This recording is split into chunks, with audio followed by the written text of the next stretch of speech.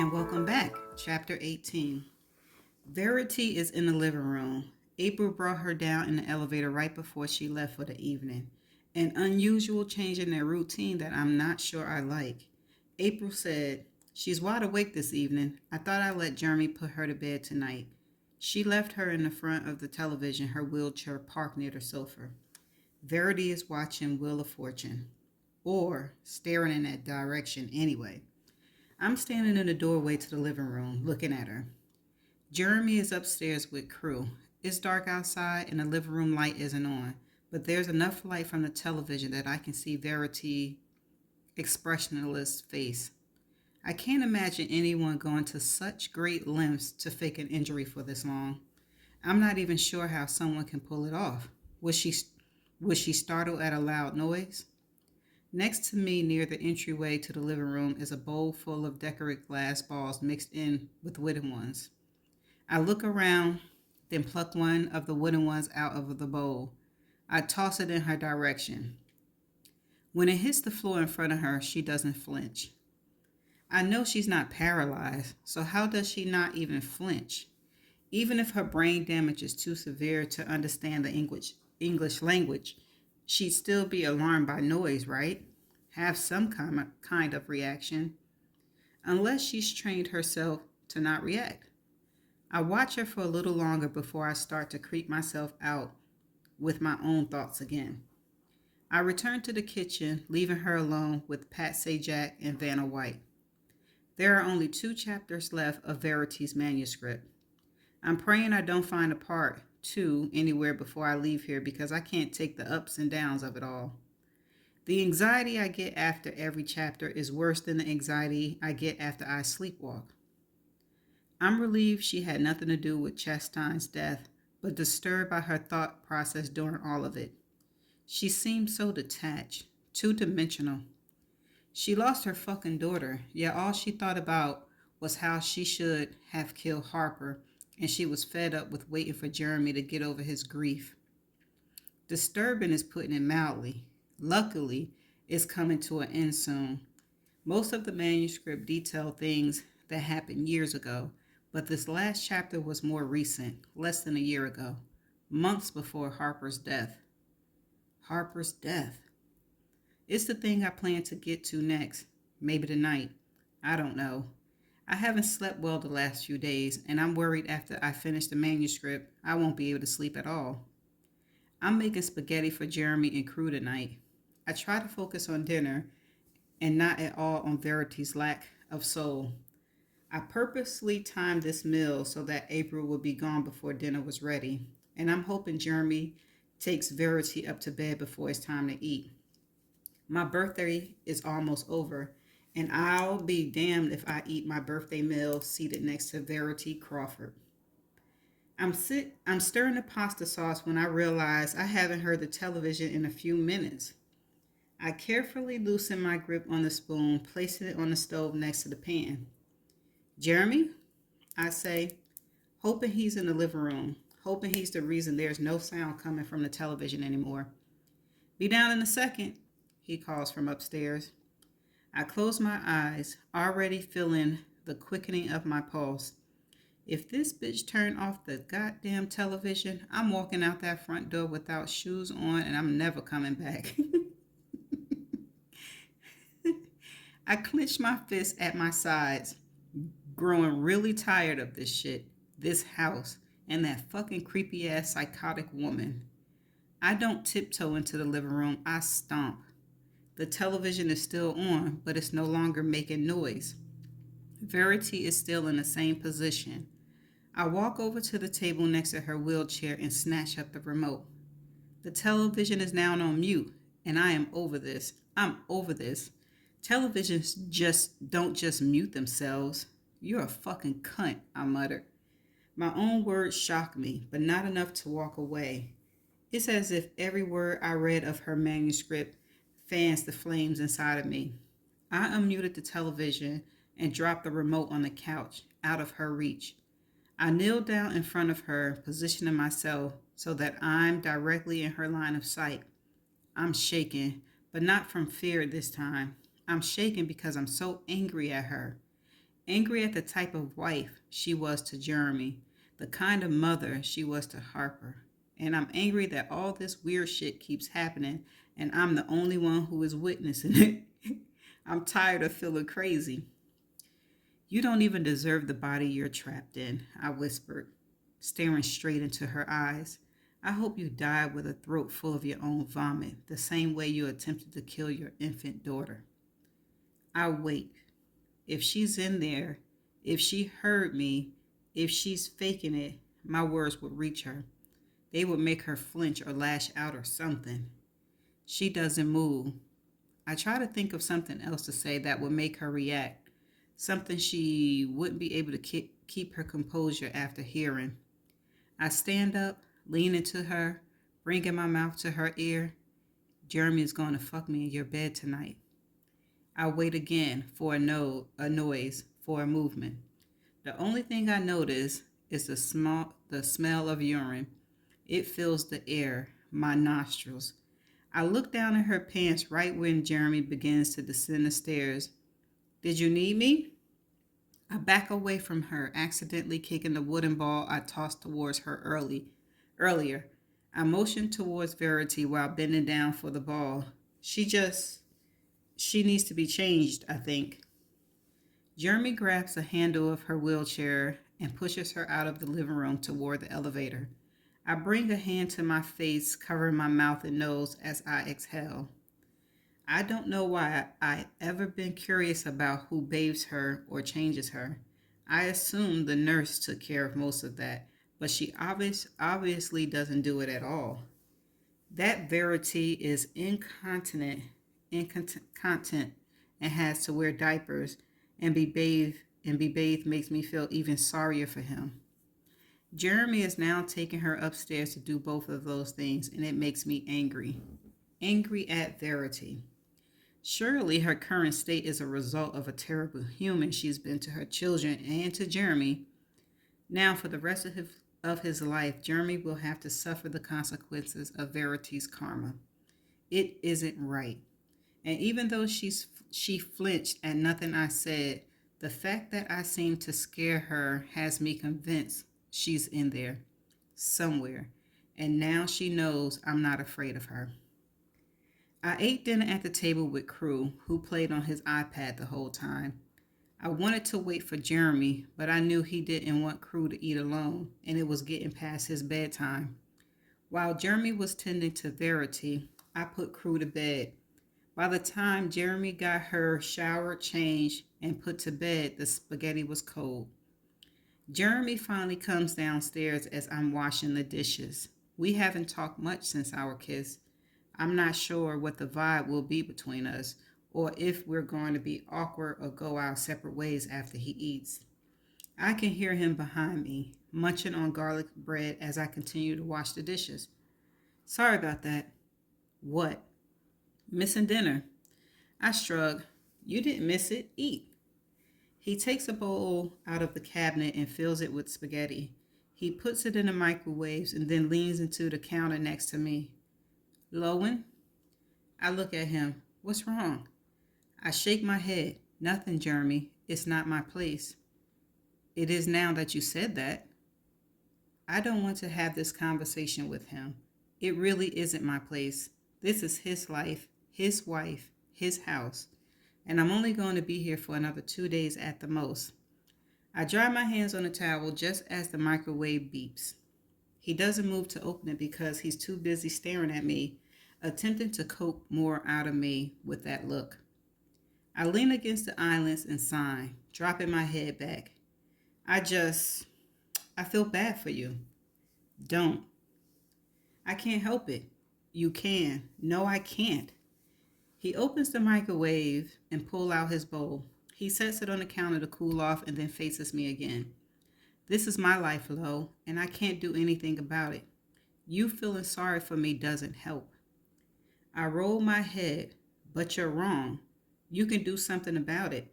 You don't have to live like this day in and day out.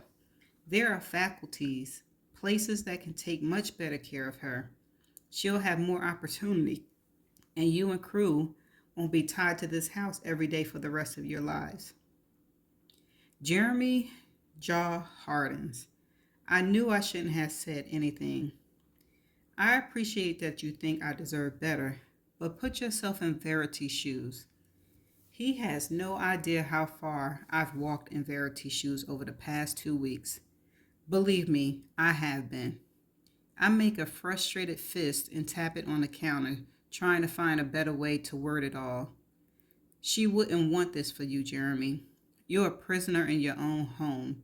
Crew is a prisoner in this home. He needs to get away from this house. Take him on vacations. Go back to work. Put her in a facility where she can receive full-time care. Jeremy is shaking his head before I even get the sentence out. I can't do that to Crew. He's lost both of his sisters. He can't go through another loss like that. At least if she's here, Crew can still spend time with her. He didn't indicate his own desire to have her here, only Crew's. Take moments then, I tell him. You can put her in a facility part-time so it's not weighing you down. Bring her home on the weekends when Crew is out of school. I walk over to him, take his face in my hand. I want him to see how much I worry for him. Maybe if he sees that someone actually cares about his well-being, he'll take this conversation more seriously. Take moments for yourself, Jeremy, I said quietly. Selfish moments. You deserve to live a life where you have moments that have nothing to do with her and everything to do with you and what you want. I feel his teeth clench beneath my palm. He pulls away from me and presses his hand into the granite, dropping his head between his shoulders. What I want? He says quietly. Yes, what do you want? His head falls backwards and he laughed once, like that was a stupid question. Then he says one word, like it's the easiest question he ever answered. You. He pushes off the counter and marches towards me. He grips my waist with both hands and presses his forehead to mine, looking into my eyes with nothing but need. I want you, Lo. My relief is met with a kiss.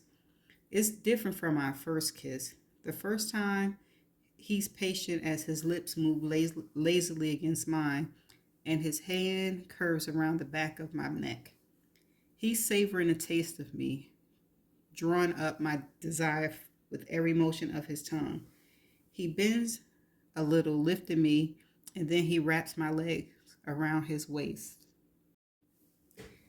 We're leaving the kitchen, but I don't want to open my eyes until we're alone behind the locked door. Verity isn't ruining it for me this time. Once we're in the master bedroom, he releases his grip on me, and I slide down him, our lips slipping apart. He leaves me standing next to my bed as he walks towards my bedroom door. Take off your clothes, he says, it without facing me, as he's locking my bedroom door. It's a command, one I'm eager to follow now that the door is locked. We watch each other undress.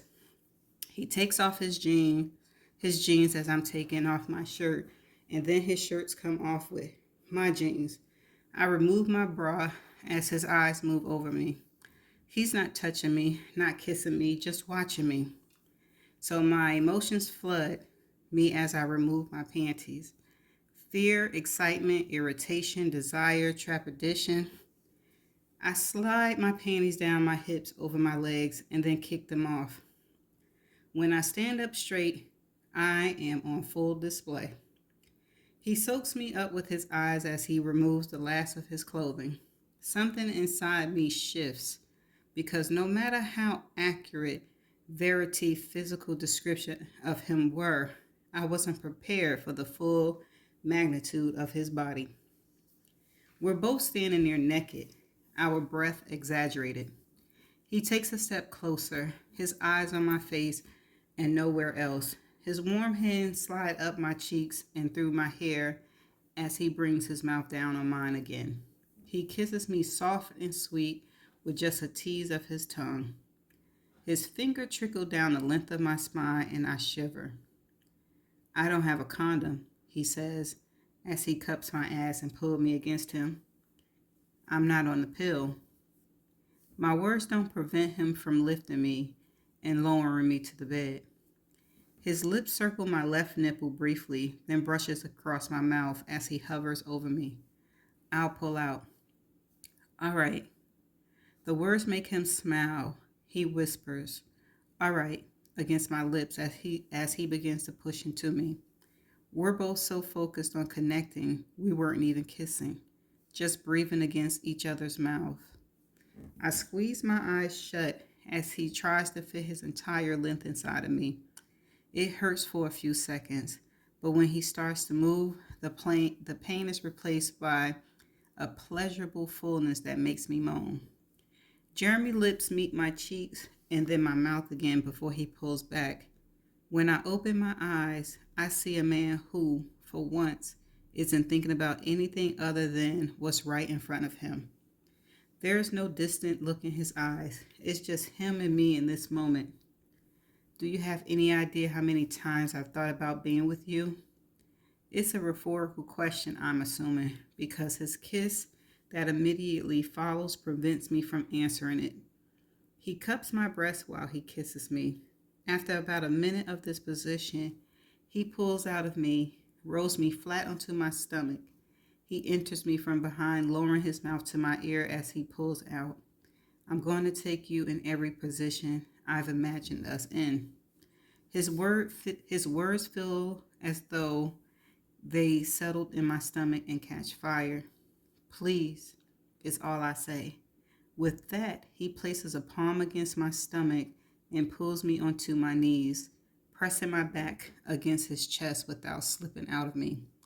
His breath is warm against the back of my neck. I snake my hand up and grip his head, pulling his mouth against my skin. That position lasts about 30 seconds before his hand slips to my waist. He rotates me so that we're facing each other and then slides me back onto him. I feel weak against his strength. His arms effortlessly move me around the bed every few minutes. I realize, in all the times I've read about his intimacy with his wife, she always had to have some form of control over him. I relinquish all my control to him. I let him take me however he wants me. And he does, for over half an hour. Every time he seems close to release, he pulls out of me and kisses me until he takes me again. Kisses me, repositions me, takes me, kisses me, repositions me. It's a cycle I never want to end. Eventually, we're in what I'm assuming is one of his favorite positions. Him on his back, his head on a pillow, my thighs on either side of his head. But I'm not sure if we ended up in this position because of him or because of me. I've yet to lower myself onto his mouth because I'm staring at the teeth marks on his headboard. I close my eyes because I don't want to see them. His palms are sliding up my stomach to my breast. He cups my breast in his hand and then he begins to slowly part me with his tongue. I let my head fall back and I moan so loud I have to cover my own mouth. He seems to like the noise because he does the exact same thing with his tongue again. And the ecstasy that surges through me propels me forward until I'm gripping the headboard. I open my eyes, my mouth inches away from the headboard, inches away from the bite marks Verity left behind from all the times he had her in this same position. When Jeremy's fingers slide down my stomach and accompany his mouth, I have nowhere for my screams to go. With the position he has me in, I'm compelled to lean forward and stifle the sounds of my climax. I bite down on the wood in front of me. I can feel Verity teeth marks beneath mine, different, unaligned with my own. I bite harder into the wood as I come determined to leave deeper marks than she ever did, determined to think only of Jeremy and me every time I look at this headboard in the future. Girl. Verity is mostly confined to one room, but her presence looms in almost every room in this house. I no longer want to think about her when I'm in this bedroom. After I come, I pull away from the headboard and open my eyes, seeing the fresh marks I've left behind. Just as I run my thumb over them and wipe away my saliva, Jeremy pushes me onto my back and I'm suddenly beneath him. He doesn't even need to enter me to reach his climax. He presses himself against my stomach and I feel the warmth spilling onto my skin as his mouth finds mine. I can tell by his frantic kiss that this is going to be a long night. And that's the end of chapter 18. Stay tuned for the next chapter.